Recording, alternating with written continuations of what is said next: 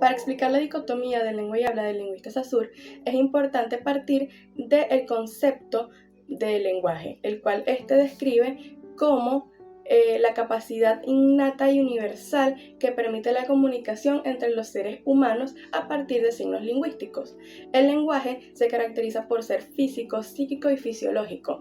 Esto corresponde a lo que Saussure denomina circuito de la palabra, donde el fenómeno psíquico corresponde a la asociación de un concepto con una imagen acústica, el fenómeno fisiológico a la transmisión de un impulso del cerebro a los órganos del habla referentes a esa imagen acústica, y el fenómeno físico a la transmisión de ondas sonoras del órgano del habla de un individuo a los órganos auditivos de otro. Para Saussure, el lenguaje no es más que la conjunción de lengua y habla. Ahora bien, ¿cómo él define estos dos puntos? A la lengua, Saussure la define como el sistema de signos lingüísticos basados en la relación de significantes y significados acordados e implementados por una sociedad. Un claro ejemplo de la lengua son los idiomas existentes en el mundo. La lengua le aporta al lenguaje unidad por ser su factor social. Por otra parte, su factor individual, es decir, el habla, corresponde a la materialización y el uso individual y voluntario de la lengua. El habla es un proceso psicofísico debido a la transformación de ideas en palabras. La lengua y el habla, por ser una dicotomía, están estrechamente relacionadas y son interdependientes.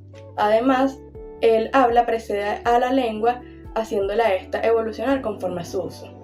Así pues, el lenguaje es producto de ambos conceptos, una mezcla entre el código y su implementación que se efectúa al momento de comunicarnos entre nosotros. Hablemos de las nociones de estructuras y el lenguaje como capacidad innata. Bueno, primero que nada nos encontramos con Fernand Saussure.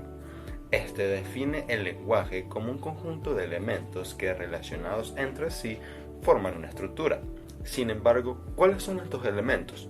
Pues tenemos de un lado el signo lingüístico como doble manifestación y la separación entre diacronía y sincronía.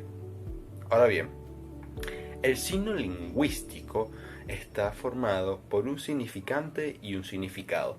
El significante es la manera en la que nos referimos a determinada cosa, ya sea mediante sonidos o grafías. Por ejemplo, si yo te digo la palabra reloj, ¿qué se te viene a la mente?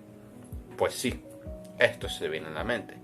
Esto vendría siendo un significado, ya que es una representación mental o la percepción que tenemos de algo.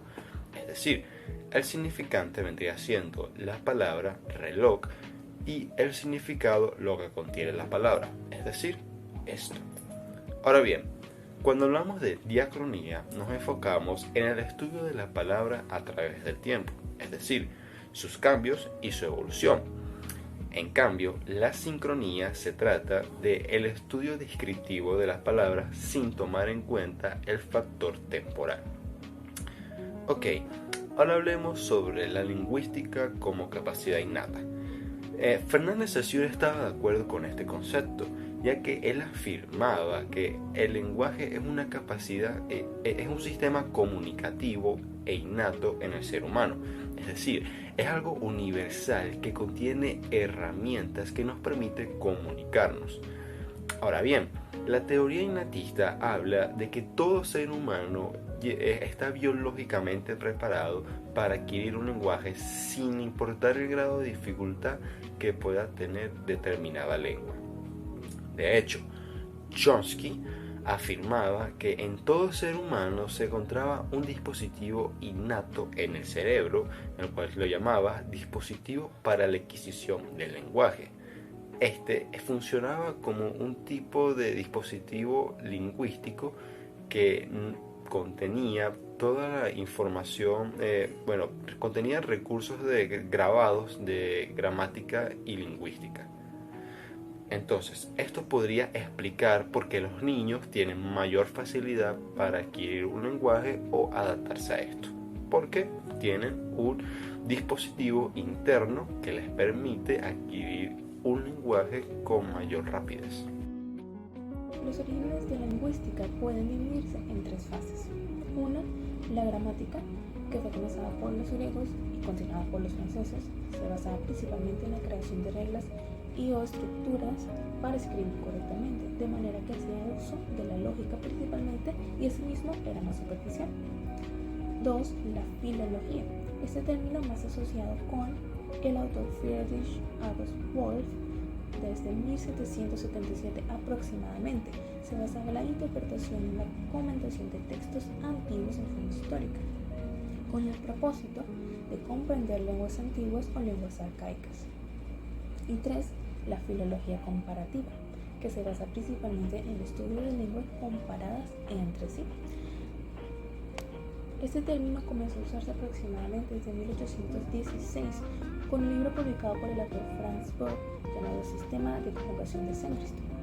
Podría decirse que este autor no creó dicha ciencia, pero sí con él comenzó el interés y sabía él la importancia de la conexión entre las lenguas y de que éstas podían ser un tema de estudio, de investigación.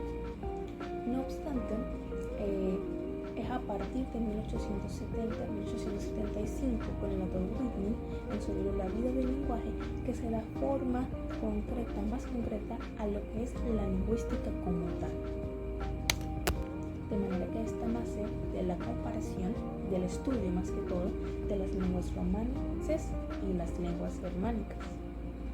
El objeto de estudio de la lingüística, según Saussure, citado de su libro Curso de Lingüística, decía que el objeto a la vez integral y concreto de la lingüística es el estudio de la lengua, porque pues la lengua o lenguas son los sistemas de valores que proporcionan un espacio firme y objetivo para el desarrollo de la investigación. ¿Okay? Sin embargo, por así decirlo, en el área, en materia de estudio de la lingüística, Saussure también afirmaba que se encarga de todas las manifestaciones del lenguaje, ¿okay? Y todas las formas de expresión. Y algunas características de la lingüística es que estudia la lengua principalmente. También hace uso de otras ciencias para llevar a cabo su investigación, como la fisiología, como la antropología, sociología, psicología social. ¿Okay? De todas ellas hace uso de la lingüística para poder desarrollar su investigación en forma más profunda. Asimismo, también la lengua es la que se usa como regla para el estudio de todas las formas de manifestación del lenguaje que existan, sean escritas, sean habladas, todas las formas de expresión. La lengua se usa como referencia, se usa ese espacio que proporciona la lengua para poder desarrollar dicha investigación en torno al lenguaje, ¿okay? Porque lo que trata la lingüística básicamente es a través de la lengua poder investigar, poder concretar el hecho del lenguaje en sí, y por eso se usa la lengua como estudio básico, como objeto base, porque proporciona ese espacio firme, ese espacio, como dice Saussure, firme, que es a la vez objetivo, ¿no? Que permite un estudio imparcial también del lenguaje.